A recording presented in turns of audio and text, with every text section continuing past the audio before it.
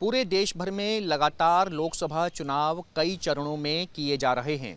अब तक 2 चरणों में लोकसभा चुनाव के लिए मतदान हो चुका है। ऐसे में 7 मई को तीसरे चरण की वोटिंग की जानी है। चूंकि 12 राज्यों में ये वोटिंग की जानी है, ऐसे में भरसक चुनाव आयोग की कोशिश है कि पहले की बार की तरह मतदान कम फीसदी ना हो। ऐसे में लगातार मतदाताओं से अपील की जा रही है कि 7 मई को होने वाले इस चुनाव में बढ़ चढ़कर मतदाता अपने इस लोकतांत्रिक अधिकार का इस्तेमाल करें। ऐसे में 7 मई के दिन ये जो चुनाव होने वाला है, ये तीसरे चरण का चुनाव है और आज यानी 5 मई की शाम में इन सभी राज्यों में इन सभी सीटों पर चुनाव प्रचार थम जाएगा। सिंपल सी थ्योरी है कि 7 मई को चुनाव होना है, वोटिंग होनी है, मतदान होना है, तो ऐसे में 5 मई की शाम तक इन सभी सीटों पर 12 राज्यों की 94 सीटों पर 12 राज्य हैं, असम है, उत्तर प्रदेश है, गुजरात है, महाराष्ट्र है, मध्य प्रदेश है, इन सभी राज्यों की 94 सीट्स पर जो चुनाव प्रचार है वो आज शाम थम जाएगा। अब बात करते हैं कि ऐसे कौन कौन से दिग्गज उम्मीदवार हैं जिनकी सीटों पर इस तीसरे चरण में मतदान होना है। केंद्रीय गृह मंत्री अमित शाह, जो कि गुजरात की गांधीनगर लोकसभा सीट से चुनाव लड़ रहे हैं, उनकी जो किस्मत का फैसला है, इस 7 मई को तीसरे चरण के होने वाले मतदान में उनकी किस्मत का फैसला 7 मई की शाम तक ईवीएम में कैद हो जाएगा। आज गांधीनगर में भी चुनाव प्रचार थम जाएगा। इसके अलावा शरद पवार की बेटी सुप्रिया सुले हैं, अखिलेश यादव की जो धर्मपत्नी है डिंपल यादव मैनपुरी से चुनाव लड़ रही हैं, उस सीट पर भी 7 मई को तीसरे चरण में चुनाव प्रचार होना है। शिवराज सिंह चौहान हैं, बीजेपी के दिग्गज नेता हैं, मध्य प्रदेश में पूर्व मुख्यमंत्री हैं, विदिशा लोकसभा सीट से वो चुनाव लड़ रहे हैं, उनकी भी किस्मत का फैसला 7 मई को तीसरे चरण के लोकसभा चुनाव के मतदान में होना है। विदिशा लोकसभा सीट पर भी चुनाव प्रचार आज शाम 5 बजे तक थम जाएगा। ऐसे में कह सकते हैं कि 5 मई को तीसरे चरण के फेज की जो वोटिंग होनी है, उन सभी सीटों पर जो मतदान है उसका जो प्रचार है वो आज थम जाएगा। और लगातार चुनाव आयोग ये अपील कर रहा है, चूंकि पहले और दूसरे चरण में मतदान कम फीसदी हुआ है, कम परसेंटेज में हुआ है। ऐसे में चुनाव आयोग लगातार वोटर्स से, मतदाताओं से अपील कर रहा है कि अपने इस लोकतांत्रिक अधिकार का इस्तेमाल बढ़ चढ़ कर कीजिए, ताकि राज्य के, देश के नीति निर्धारक तत्वों को, नीति निर्धारक लोगों को आप लोग अपने सही मतदान का अधिकार का इस्तेमाल करके चुन सकें। फिलहाल 7 मई को तीसरे चरण की वोटिंग होनी है। उन सभी सीट्स पर जो मतदान होना है, इनका नतीजा 4 जून को आएगा। वीडियो जर्नलिस्ट सुमित कुमार के साथ मणिदीप शर्मा, न्यूज़ नेशन।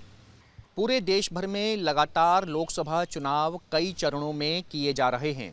अब तक 2 चरणों में लोकसभा चुनाव के लिए मतदान हो चुका है। ऐसे में 7 मई को तीसरे चरण की वोटिंग की जानी है।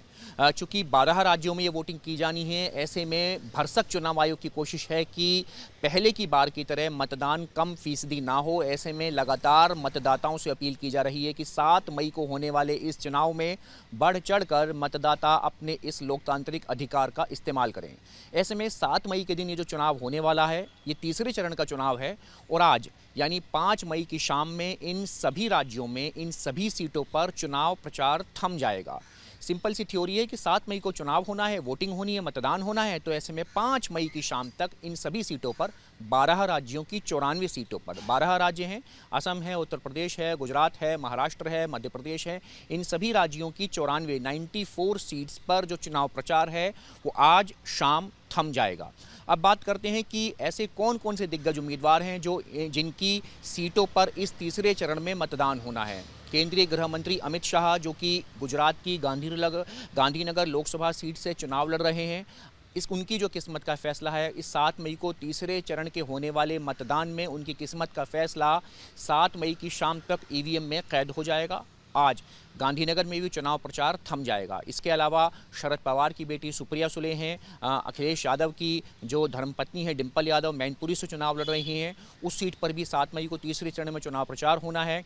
शिवराज सिंह चौहान हैं, बीजेपी के दिग्गज नेता हैं, मध्य प्रदेश में पूर्व मुख्यमंत्री हैं, विदिशा लोकसभा सीट से वो चुनाव लड़ रहे हैं, उनकी भी किस्मत का फैसला 7 मई को तीसरे चरण के लोकसभा चुनाव के मतदान में होना है।